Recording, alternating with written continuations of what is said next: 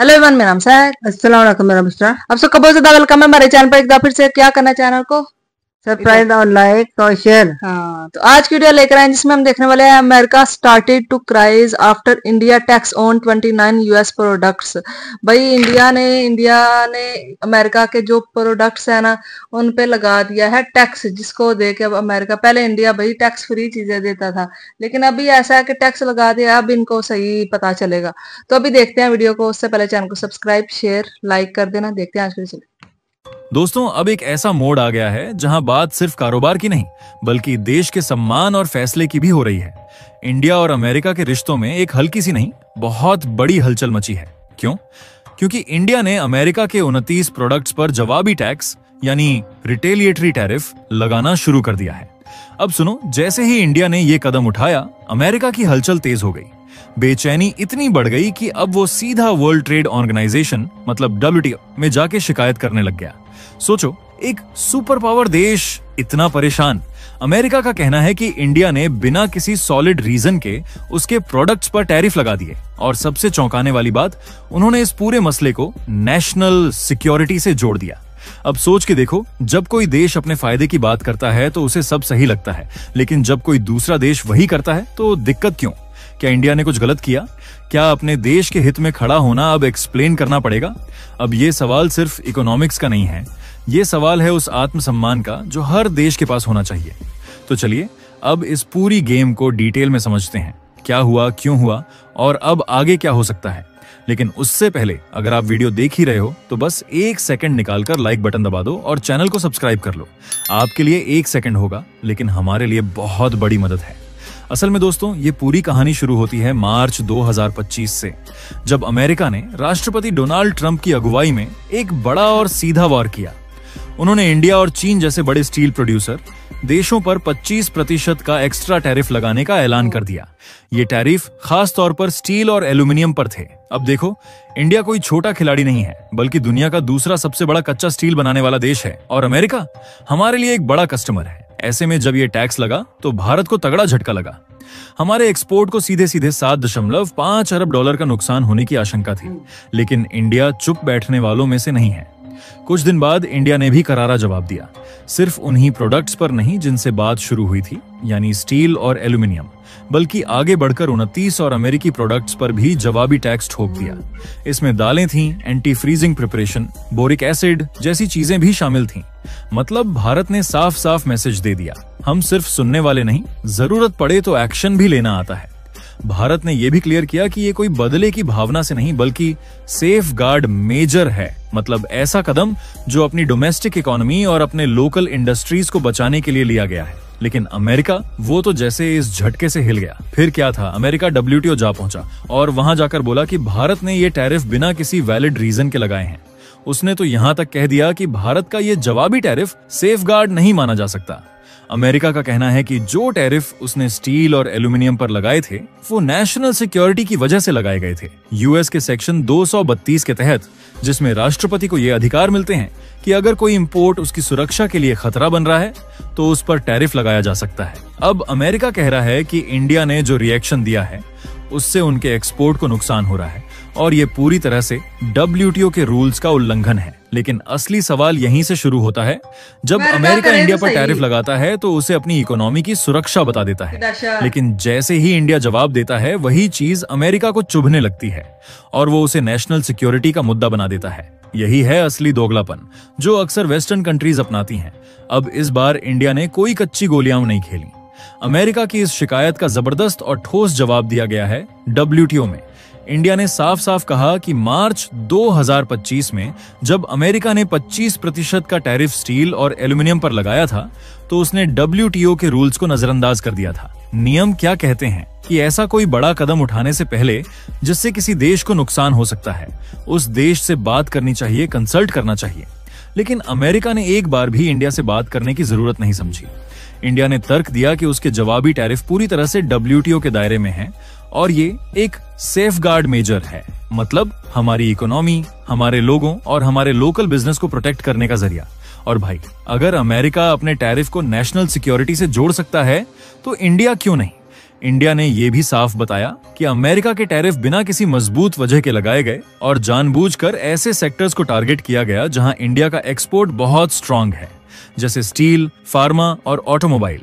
और ये पहली बार नहीं है जब इंडिया ने ऐसा कदम उठाया है। इससे पहले भी 2019 और 2021 में जब यूरोपियन यूनियन ने स्टील पर सिक्योरिटी मेजर्स लिए थे तो इंडिया ने सीधा WTO में शिकायत दर्ज की थी। लेकिन इस बार की बात अलग है। इस बार इंडिया का स्टैंड और भी ज्यादा स्ट्रॉन्ग, क्लियर और एग्रेसिव है।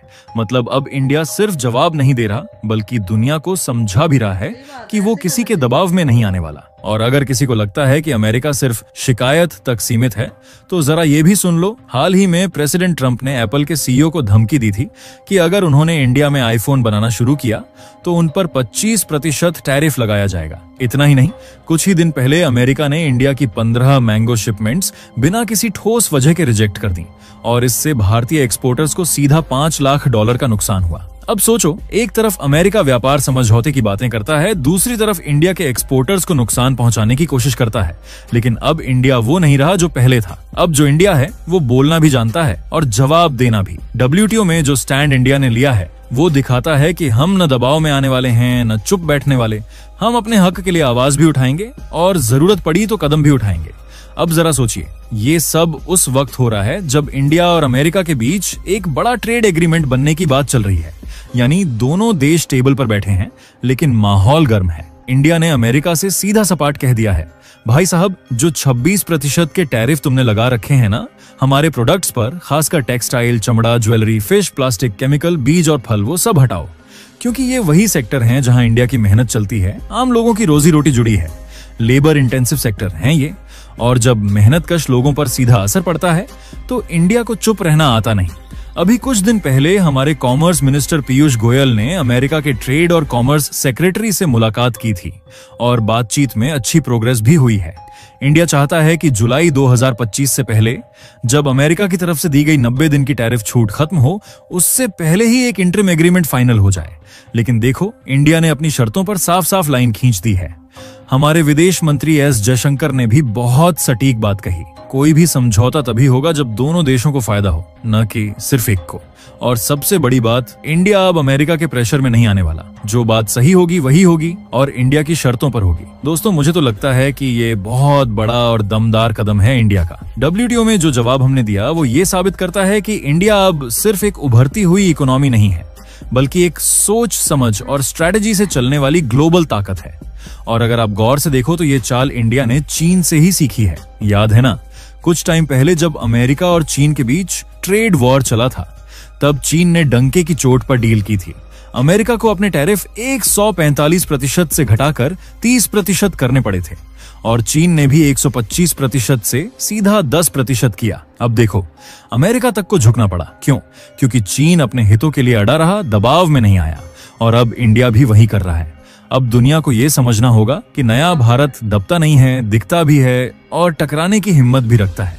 दोस्तों, फिलहाल जो कुछ भी हो रहा है ना, वो केवल व्यापार नहीं है, ये एक लड़ाई है। एक ऐसी लड़ाई जिसमें भारत अपने हक, अपनी इकोनॉमी और अपने आत्मसम्मान के लिए खड़ा है। भारत का ये रुख, ये स्टैंड आज के उस सपने को और मजबूत करता है जो हर भारतीय ने देखा है, आत्मनिर्भर भारत का। अब भारत सिर्फ रिएक्ट नहीं कर रहा, एक्टिवली डिफेंड कर रहा है। न सिर्फ अपनी अर्थव्यवस्था की सुरक्षा कर रहा है, बल्कि वैश्विक व्यापार के मंच पर अपनी हैसियत भी मजबूत कर रहा है। और सबसे बड़ी बात, भारत ने ये सब WTO के नियमों के दायरे में रहकर किया है, बिना किसी धमकी, बिना किसी दिखावे, बल्कि शब्दों और लॉजिक की ताकत से। और यही है नए भारत की पहचान। अब अमेरिका हमें टैरिफ किंग कहता है। अरे भाई, किंग तो हम हैं ही, लेकिन अब हम दबने वाले नहीं हैं। हमने WTO में जवाबी कार्रवाई करके ये जता दिया है कि अगर कोई हमारी मेहनत की कमाई पर टैरिफ का बोझ डालने की सोचेगा तो हम भी अपने हक के लिए कोई कसर नहीं छोड़ेंगे।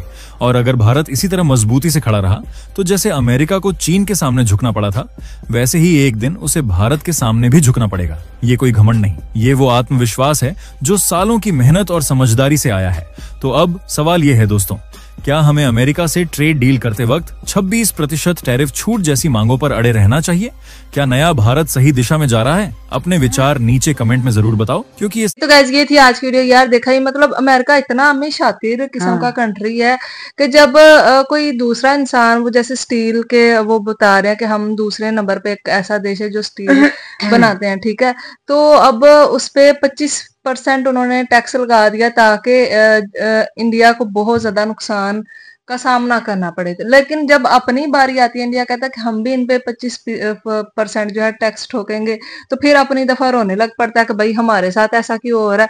लेकिन भाई वो कहते हैं ना, वो कोई पाकिस्तानी थोड़ी है कि जो डर जाएंगे। वो पैसे आपसे पैसे लेके नहीं खाते।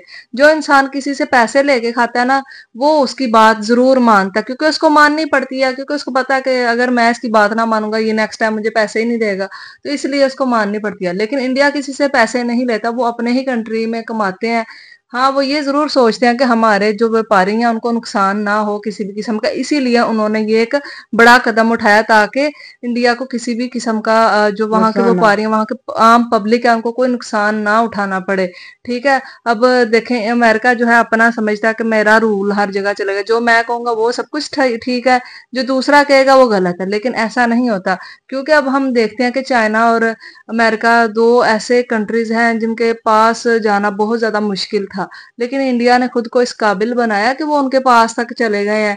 चौथी बड़ी इकोनॉमी बन गया। पहले नंबर पे यूएस है, दूसरे नंबर पे चाइना है, तीसरे नंबर पे मैं शायद भूल गई हूँ, जर्मनी है, जर्मनी, और चौथे नंबर पे इंडिया आ चुका है। तो अभी जर्मनी को भी इन्होंने पीछे छोड़ना है, तीसरे नंबर पे आना है। तो जब कोई आपके अन करीब आ रहा हो ना, आपके पास पास आ रहा हो, तो फिर आपको ये डर लग जाता है कि यार अगर ये मेरे करीब आ गया ना, तो एक दिन ऐसा आएगा कि ये मेरे से ऊपर चला जाएगा। तो इसको ऊपर जाने से रोकने के लिए मुझे क्या क्या ऐसा मैं करूं कि इनकी इकोनॉमी पे फर्क पड़े, इनको नुकसान हो, चाहे $1 बिलियन का ही नुकसान हो, लेकिन नुकसान इनको करवा के और हम इनसे ऊपर चलते जाएं, ऐसा इनका मानना है। लेकिन इनको ये नहीं पता कि दुनिया इतनी बड़ी है। अगर एक जगह चीज ना आ जाएगी, जैसे इनको मैंगोज लेने से इन्होंने इनकार कर दिया, तो वो किसी और कंट्री में दे देंगे, किसी और कंट्री में दे अपना प्रॉफिट निकाल लेंगे। लेकिन अमेरिका को लगता है कि वो ना दबाव डाल के सबको चुप करवा सकता है। लेकिन उसकी एक भूल है कि हर कंट्री में एक जैसा नहीं होता जिसपे आप दबाव डाल सकते हैं। तो यही थी आज की वीडियो। आपको कैसी लगी है प्लीज बताइएगा। क्या आपको लगता है कि अब इंडिया जो है कि कोई एक दिन ऐसा आएगा कि वो यूएस को भी पीछे छोड़ के आगे निकल जाएगा? लगता है हमें? हाँ, लगता है। अगर मेहनत करते रहो तो हो भी सकता है ना। मुझे लगता है भाई हमारी लाइट आप देख लें, कभी आती है तो कभी जाती है। वीडियो के अंदर ही गई थी, वीडियो के अंदर ही आ गई है। असल में ना मौसम बड़ा बुरा चल रहा है, मतलब अच्छा चल रहा है, कभी अच्छा हो जाता है, कभी बहुत ज्यादा गर्मी हो जाती है। आपके यहाँ भी वैसा चल रहा है या क्या चल रहा है? प्लीज बताइएगा। फिर आपको मिलता है एक और वीडियो। Thank you.